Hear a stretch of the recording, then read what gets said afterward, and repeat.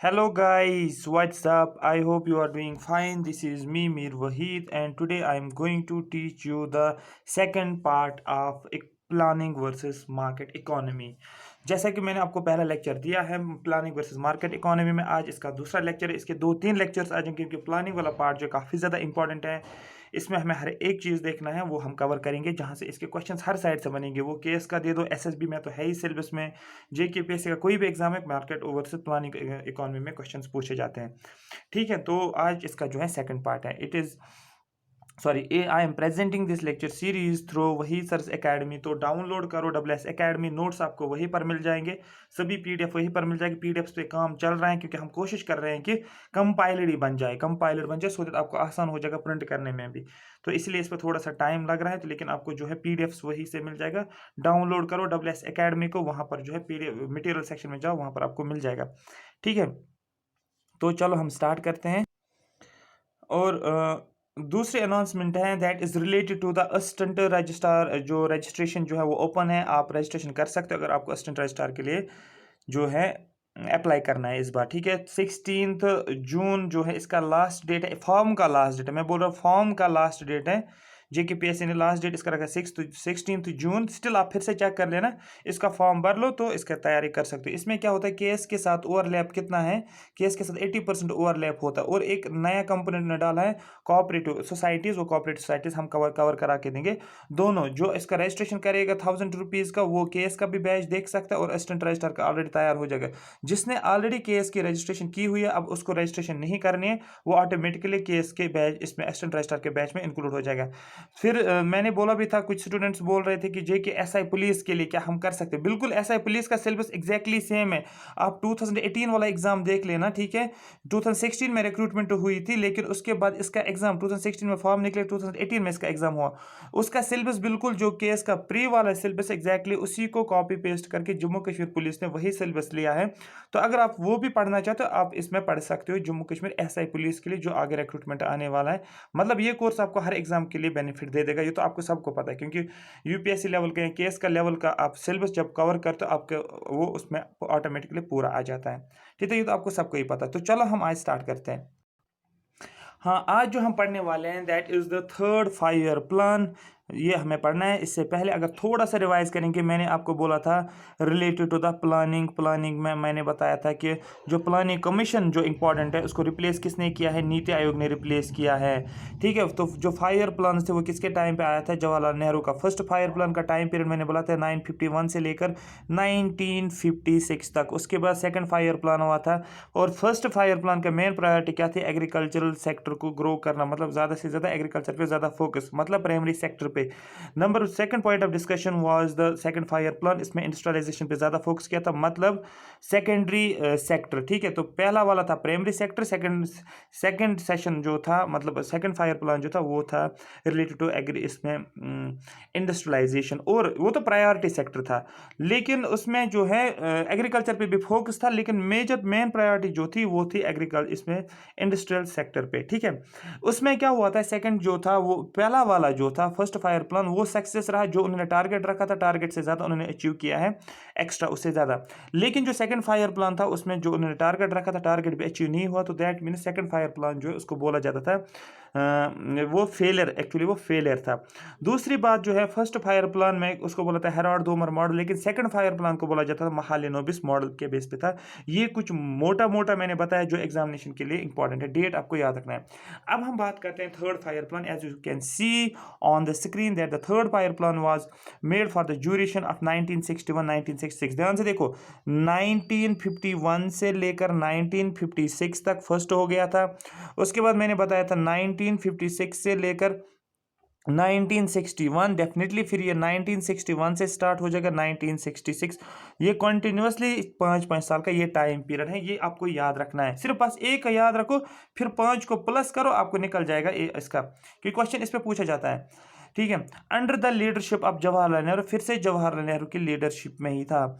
Number second point जो इसका, this plan is also called as, ठीक है, गदगिल योजना भी बोल सकते हैं, गदगिल प्लान भी आप बोल सकते हैं। ठीक है, ठीक है, तो ये इसको बोला after the deputy chairman of planning commission D.R. गदगिल, इसका नाम था जो डिप्टी चेयरमैन था प्लानिंग कमीशन का उस टाइम का, उसका नाम था D.R. गदगिल, इसका नाम था। ये पूछा जाता है क्वेश्चन, थर्ड फायर प्लान का दूसरा नाम क्या था, आपको बोलना है गदगिल प्लान योजना या प्लान इसको बोला जाता है। ये एक डिप्टी चेयरमैन था प्लानिंग कमीशन का। मेन टारगेट क्या था, प्रायोरिटी सेक्टर क्या था इसमें, जैसे पहले में एग्रीकल्चर था, सेकंड फायर प्लान में इंडस्ट्रियलाइजेशन था। What was the main target of the third five plan, and that was to make the economy independent, economy को इंडिपेंडेंट बनाना, इंडियन इकोनॉमी को इंडिपेंडेंट करना, कि किसी के ऊपर डिपेंड रहना है। ठीक है, मतलब कहने का ये है, the stress was laid on agriculture and the improvement in the production of wheat. यहां पर स्ट्रेस किस पे था, एग्रीकल्चर पे था, और improvement in the production of wheat production में इंप्रूव करना ज़्यादा से ज़्यादा। आ रही बात समझ, यहाँ पर हम बात करेंगे जनरली, फिर ग्रीन रेवोल्यूशन भी इसमें आ जाएगा। ग्रीन रेवोल्यूशन हमें डिटेल में पढ़ना है, सिर्फ नहीं कि green revolution related to wheats हैं, हम इसको डिटेल में पढ़ेंगे, क्योंकि 1960s में ही उसी डिकेड में जो है क्या बोलते हैं उसको, ग्रीन रेवोल्यूशन भी आया था। उस ग्रीन रेवोल्यूशन का अलग एक टॉपिक होगा, उसको डिटेल में पढ़ना, वहां से बताऊंगा मैं किस किस तरीके से क्वेश्चन पूछा जाता है। उसके बाद during the execution of this plan India was engaged in 2 wars. Question पूछा जाएगा ऐसा कौन सा प्लान था, कौन सा फायर प्लान था जिस फायर प्लान में इंडिया एंगेज हुआ वार्स में। आपको बोलना है ये थर्ड फायर प्लान था। नंबर फर्स्ट था साइनो इंडिया वार ऑफ 1962, एक वार हुआ था 1962 में। उसके बाद जो है इंडो पाकिस्तान वार, पाकिस्तान के साथ भी इसके साथ वार हुआ 1965 में, मतलब चाइना के साथ भी वार हुआ इसको 1962 में, और उसके बाद जो है इंडिया के साथ भी इसको वार हुआ है, कब हुआ, 1965 में। क्वेश्चन पूछा जाता है कि इंडिया पाकिस्तान वार जो था वो कब हुआ था, 1965 में। ये आपको याद रखना है। और यहाँ पर किसने जीता था, ये इंडिया ने जीता था, ये भी आपको याद रखना है। कुछ बात हर एक पता होना चाहिए किसने क्या जीता है, ठीक है। तो यहाँ तक ये हो गया था। These wars exposed the weakness of our economy and shifted the focus to the defense industry, the Indian army and the stabilization of price. Indian witness inflation। ये देखो यहाँ पर एक्चुअली हुआ क्या, जो इन्होंने रखा था कि हमें सेल्फ डिपेंडेंट होना है, मतलब हमें इंडिपेंडेंट होना है, ठीक है। अब इन्होंने क्या बोला, जो जब इनका फोकस किस पे था, एग्रीकल्चर पे था और बाकी चीज़ों पे भी फोकस था। लेकिन हुआ क्या यहाँ पर, जब कोई भी कंट्री वार के साथ इंगेज होती है तो पहली प्रायोरिटी होती है वार में खुद की सेफ्टी, डिफेंस पे काम करना, खुद को डिफेंड करना, डिफेंस सेक्टर पे काम करना। दैट मीन्स इनका जो फोकस था वो एक साइड था, लेकिन अब वो डाइवर्ट हो गए वार की तरफ। पूरा पैसा लग गया वार में, पूरा पैसा लग गया आर्मी में, आर्मी को खाना देना था, वेपन्स का यूज़ करना था। दैट मीन जो इनका मेन फोकस जो था वहाँ से वो डाइवर्ट हो गए और किसी और चीज़ पर लगे। इसलिए ये जो है थर्ड प्लान जो है इसको भी फेलियर माना जाता था, ये आपको याद रखना है। और इस पीरियड में इंडिया में काफ़ी ज़्यादा इन्फ्लेशन देखने को मिली, महंगाई बढ़ती गई, ठीक है। तो ये आपको याद रखना है, ठीक।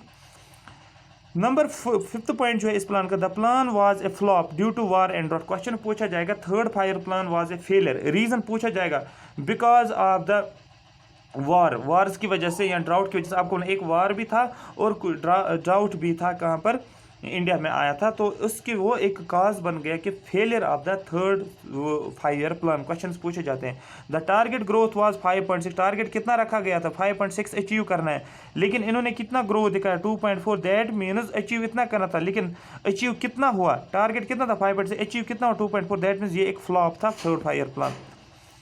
उसके बाद प्लान हॉलीडेज पे क्वेश्चन पूछा जाता है। ये प्लान हॉलीडेज होता क्या है, ठीक है। प्लान हॉलीडेज देखो, क्वेश्चन पूछा जाता है किस फायर प्लान के बाद प्लान, ठीक है, हॉलीडेज को लाया गया। याद रखना, आपको बोलना थर्ड फायर प्लान के बाद, मतलब 1951 एक हो गया टू 1956, ये फर्स्ट फायर प्लान था। 1956 से लेकर 1961, 1961 से लेकर 1966, मतलब 1966 के बाद किसको लाया गया, आपको बोलना है ये जो भी था, ठीक है। अरे बात समझिए, जो भी था थर्ड फायर प्लान के बाद प्लान हॉलीडेज लाया गया, इसके बारे में जाना। क्वेश्चन ये पूछा गया है ऑलरेडी एसएससी सीजीएल में, आप देख सकते हैं सीडीएस में पूछा गया, केस में भी पूछा गया कि प्लान हॉलीडेज कब लाया गया, आपको बोलना थर्ड फायर प्लान के बाद। Due to the failure of the previous plan the government announced 3 annual plans called plan holidays. 3 annual plans, मतलब सपोज 1966 से लेकर 1967 तक ये हो गया एक, उसके बाद एक साल का एनुअल प्लान्स, ठीक है, इनको ये एनुअल प्लान थे, जो प्लान हॉलीडेज है ना, ये एनुअल प्लान थे। उसके बाद 1967 से दूसरा साल स्टार्ट होगा 1968, ये समझना बहुत ज़्यादा ज़रूरी है। उसके बाद 1968 से लेकर 1969 तक, मतलब ये 3 साल का एनुअल प्लान चला, मतलब एक साल ये हो गया, दूसरा साल ये हो गया, तीसरा साल ये हो गया, कंटिन्यू से 3 साल चला। तो इसी को बोला जाता है एनुअल प्लान। क्वेश्चन पूछा जाता है एनुअल प्लान कहाँ से कहाँ तक था, आपको बोला 1966 से शुरू हुआ और 1969, ये 3 साल नहीं थे, ये एनुअली लिया गया था, लेकिन फिर जब स्टार्ट कब हुआ था 1966 और एंड कब हुआ 1969 में, ये आपको याद रखना है, क्वेश्चन पूछा जाता है। मेन रीजन क्या था प्लान हॉलीडेज का, ये भी पता होना चाहिए, मैं आपको ब्रॉड पर्सपेक्टिव से पढ़ा रहा हूँ, रीजन भी पता होने चाहिए। The main reason behind the plan holiday was the इंडो-पाकिस्तान war, इंडो-पाकिस्तान, India और पाकिस्तान वार हुआ था, and cyano India war leading to the failure of the third five plan. Plan holidays इसीलिए लाया गया क्योंकि जो फेलियर हुआ था थर्ड फायर प्लान का, because of the war with Pakistan के साथ, वार with Indo Pakistan war, sorry Indo China, इसका इंडो इंडो पाकिस्तानी वार जो हुआ था और साइनो इंडिया वार जो हुआ था, उसकी वजह से, उसकी फेलियर की वजह से क्या हुआ, थर्ड फायर प्लान के बाद प्लान हॉलीडेज को लाया गया। During this plan, annual plans were made and equal priority was given to agriculture and its allied sectors.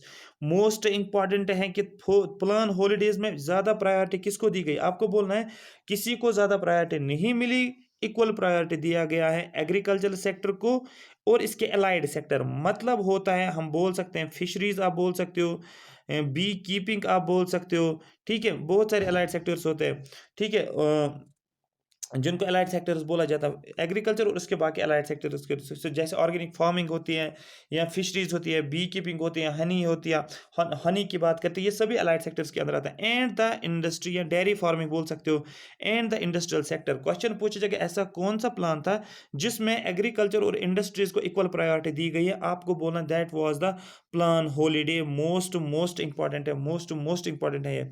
Next is in a bid to increase the exports in the country, the government declared devaluation of the rupee। मैंने आपको पहले बोला था devaluation क्या होता है, अगर आपने इकोनॉमिक रिफॉर्म्स का टॉपिक सुना होगा, ठीक है, डिवैल्यू हो गया, मनी जो है इंडियन रुपीज जो है उसका डिवैल्यूएशन हो गया। अब आपके ऊपर क्वेश्चन है व्हाट इज डिवैल्यूएशन, इसको आपको नेट पे सर्च करना है, अगर जिसको पता है उसको जरूरत नहीं है, जिसको पता नहीं नेट पे सर्च करो, आपको पता चलेगा। डिवैल्यू करना, किसको डिवैल्यू करना, आपको बोलना है इंडियन रुपीज को, ठीक है। नेक्स्ट चलेंगे फोर्थ फायर प्लान। देखो सबसे पहला था फर्स्ट फायर प्लान, फिर था second five plan, third five plan, फिर फोर्थ फायर प्लान नहीं था, फिर क्या था, फिर प्लान हॉलीडेज था, ठीक है, फिर क्या हुआ, फिर फोर्थ फायर प्लान। अब यहाँ पर ये फिफ्थ सीरियल है, सीरियल नहीं देखना आपको, ये देखना है फोर्थ फायर प्लान, इसे कंफ्यूज नहीं होना सीरियल से, ये तो सीरियल वाइज चलेगा ना, क्योंकि अगर फर्स्ट फायर प्लान ये था पहला, दूसरा ये था, तीसरा ये था, चौथे में क्या आ गया, चौथे सीरियल पे प्लान हॉलीडेज, फिफ्थ पे क्या आएगा आपको, फोर्थ फायर प्लान, तो इससे कंफ्यूज नहीं होना। इसका टाइम पीरियड कब रहेगा, डेफिनेटली 1969 से शुरू होगा, 5 साल जोड़ेंगे तो 1974 तक पूछा जाता है।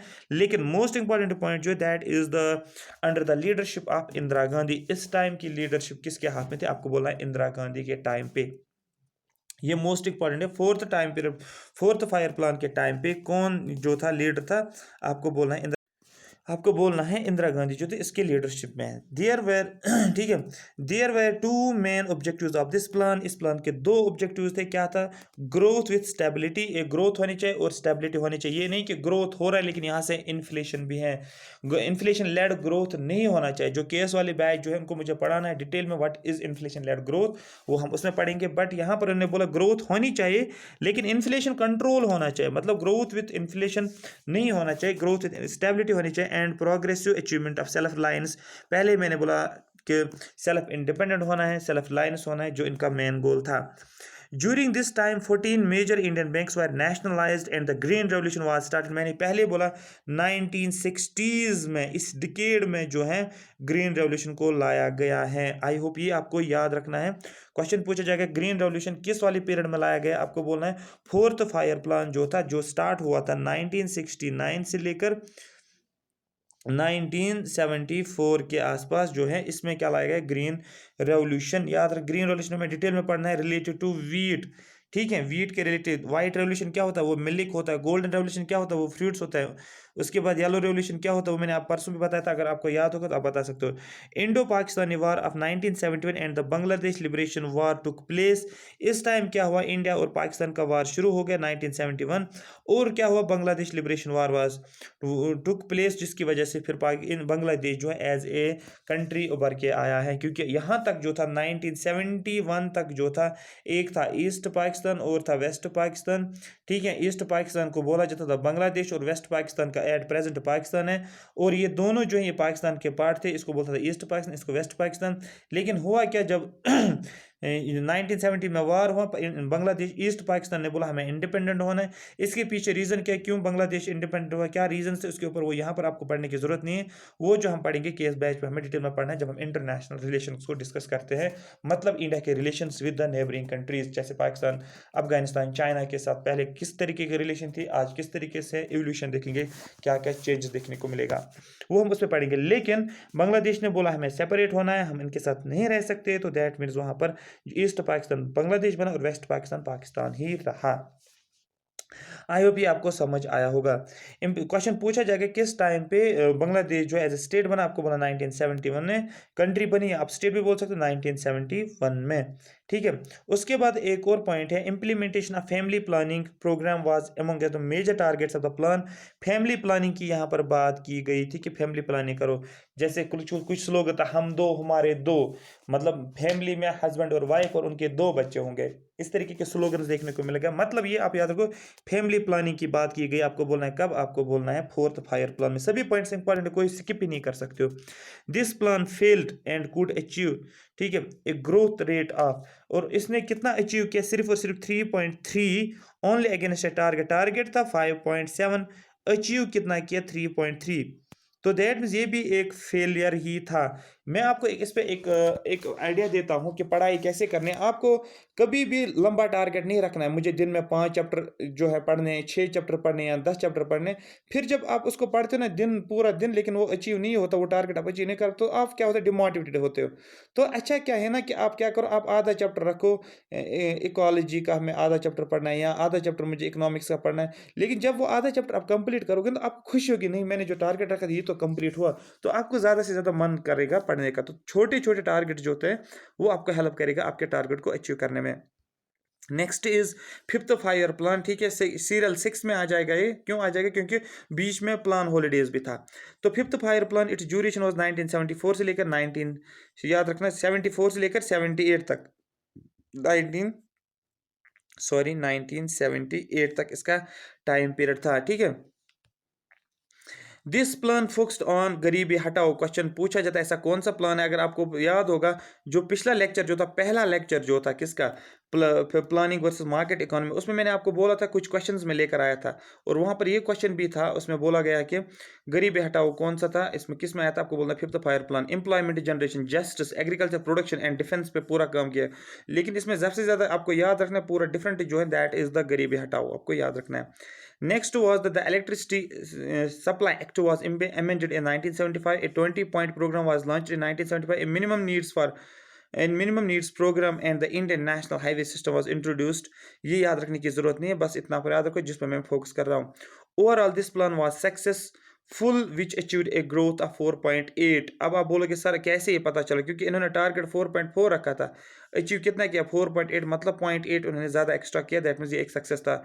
This plan was terminated in 1978 by the newly elected Morari, ठीक है, मोरारी, ठीक है जी देसाई, की आपको याद रखना है देसाई साहब ने क्या किया इसको, ठीक है, इसको 1978 में ही रोका गया, क्योंकि एक नया गवर्नमेंट आया जिसको बोला जाता है, कौन सी गवर्नमेंट, देसाई साहब की गवर्नमेंट जो है इसकी गवर्नमेंट आ गई थी। ठीक है, तो याद रखना है कि ये फिर उसके बाद देखो एक दो था, देखो फिर से मैं रिपीट कर रहा हूँ, आप कंफ्यूज नहीं हो जाओगे, याद रखने के लिए मैं रिपीट कर रहा हूँ। आपको याद क्या रखना है, सबसे पहले first fire plan, second five plan, third five plan, उसके बाद फोर्थ में मैं एक नई लाइन डालूंगा, वो हो गया प्लान हॉलीडेज। उसके बाद फिर से वापस फिर से fourth fire plan, fifth fire plan, ठीक है, ये हो गया। अब क्या था, सिक्स्थ फायर प्लान, लेकिन सिक्स्थ फायर प्लान नहीं था, आपको क्या बोलना, आपको बोलना है रोलिंग प्लान। रोलिंग प्लान में कुछ और लेकर आऊंगा, कुछ और कलर, ये हो गया रोलिंग प्लान। तो ये था first fire plan, second, third, फिर प्लान हॉलीडेज, फिर fourth fire plan, fifth fire plan, और अभी क्या है रोलिंग प्लान आपको याद रखना है। रोलिंग प्लान क्या होता है, कब आया था, आपको बोलना है ये रोलिंग प्लान जो है ये फिफ्थ फायर प्लान के बाद आया। आप देख सकते हो ये फिफ्थ फायर प्लान के बाद है। कहाँ गई, ये फिफ्थ फायर प्लान के बाद है। तो प्लान हॉलीडेज था थर्ड फायर प्लान के बाद, और रोलिंग प्लान जो था ये फिफ्थ फायर प्लान के बाद है। ये क्वेश्चंस पूछे जाते हैं, इसलिए मैं इस पर फोकस कर रहा हूँ। आज ही मैं सजेस्ट करूंगा, आज ही ल्यूसेंट के पिछला लेक्चर देखो और अभी का लेक्चर देखो, ल्यूसेंट के क्वेश्चंस लगाओगे, आपके प्लानिंग के जितने क्वेश्चन हैं वो बन जाएंगे। After the termination of the fifth fire plan, जब फिफ्थ फायर प्लान को टर्मिनेट किया गया, एंड किया गया, the rolling plan came into effect from 1978 से लेकर 1990 तक। ठीक है, 78 से 90 तक। देखो इसका मतलब 12 साल 78 शुरू हो गया और कब तक, 1990 तक ये चला गया। इन 1980 Congress rejected the rolling plan, लेकिन 1980 में क्या हुआ, ये यहाँ पर 1980 होना चाहिए, 1980 होना चाहिए, 2 साल होना चाहिए, ये 1990 नहीं 80 होना चाहिए। ठीक है, आप इसको क्रॉस चेक कर लेना। ठीक है, 1980 होना चाहिए। अब यहाँ पर देखो, इन 1980 Congress rejected the rolling plan, लेकिन उसके बाद क्या, कांग्रेस गवर्नमेंट उसने इस रिजेक्ट को क्या किया, सॉरी इस प्लान को क्या किया, किस रोलिंग प्लान को रिजेक्ट किया, and a new sixth fire plan was introduced. Rolling plan के बाद फिर से फिफ्थ, उसके बाद फिर से फायर प्लान आया, लेकिन कौन सा वाला सीरियल, आपको बोलना है सिक्स्थ फायर प्लान जो है आ गया। 3 plans were introduced under the rolling plan, rolling plan के अंदर 3 प्लान्स को इंट्रोड्यूस किया गया था। सबसे पहले for the budget of the present year के बजट के रिलेटेड। उसके बाद this plan was for the fixed number of years, 3, 4 और 5 के लिए। परस्पेक्टिव प्लानिंग लॉन्ग टर्म, ये आपको याद रखने की जरूरत नहीं है, ये अगर आपको मेन आंसर लिखना है तो आप लिख सकते हो इसको, बट जरूरत नहीं है, बस इतना आपको याद रखना है। यहाँ पर ये वाला पॉइंट जो 3 प्लान जो है इसको इंट्रोड्यूस किया गया है। रोलिंग प्लान में 3 प्लान, क्वेश्चन पूछा गया रोलिंग प्लान में कितने प्लान को इंट्रोड्यूस किया गया, आपको अपने 3 प्लान को इंट्रोड्यूस किया गया, किस किस को किया गया याद रखने की जरूरत नहीं है। The plan has several advantage as the target could be mended and projects, इस प्लान में काफी एडवांटेज देखने को मिला। ठीक है, लाइक प्रोजेक्ट्स के related allocation extra variable of the country's economy. ठीक है, this means that if the target can be amended each year, अगर टारगेट को हर साल चेंज किया जाए, it would be difficult to achieve the target, ये मुश्किल हो जाएगा टारगेट को अचीव करना। मतलब इनका कहने का मतलब ये था, अगर फायर प्लान टारगेट रखते हैं वो तो अचीव होता है, लेकिन अगर हम साल हर साल टारगेट को अमेंड करेंगे, चेंज करेंगे, तो वो डिफिकल्ट होता है फिर उस टारगेट को अचीव करना, and result in destabilisation of the Indian economy, जिसकी वजह से प्रॉब्लम्स आ जाएगी इकोनॉमी में। आई होप यहाँ तक ये बात तो आपको पूरी समझ आ रही होगी। उसके बाद sixth fire plan, it's duration was 1980, 1980 में ही था, 1980 से लेकर 1985 तक याद रखना सिक्स्थ फायर प्लान। क्वेश्चन पूछा जाता है कि रोलिंग प्लान के बाद क्या है, आपको बोलना सिक्स्थ फायर प्लान कब से कहाँ तक, यहाँ तक। क्वेश्चन पूछा जाता है 1966 सॉरी 78 से लेकर 1980 तक क्या था, आपको बोलना ये था रोलिंग प्लान। फिर 1980 में सिक्स्थ फायर प्लान स्टार्ट हुआ था। Its duration was from 1980 to 1985 under the leadership of Indira Gandhi, फिर से इंदिरा गांधी का टाइम पीरियड था उसकी लीडरशिप में।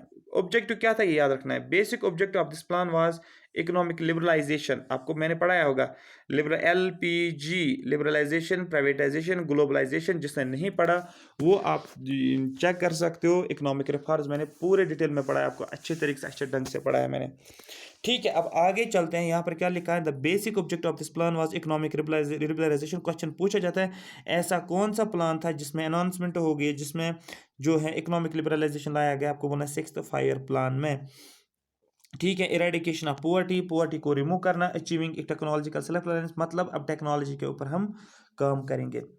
ये सभी जो भी मैं आपको बोल रहा हूँ सभी क्वेश्चंस हैं, अपने आप में क्वेश्चंस हैं, अपने आप में एमसीक्यूज हैं, इनको आप स्किप नहीं कर सकते। अगर आपने कुछ भी स्किप किया ना, आप फिर बहुत रिग्रेट करोगे कि हमने क्या किया। तो इसलिए मैं सजेस्ट करूँ, आपके पास टाइम सफिशिएंट है, आराम से टॉपिक्स को पढ़ो, लेकिन कवर करके जाओ।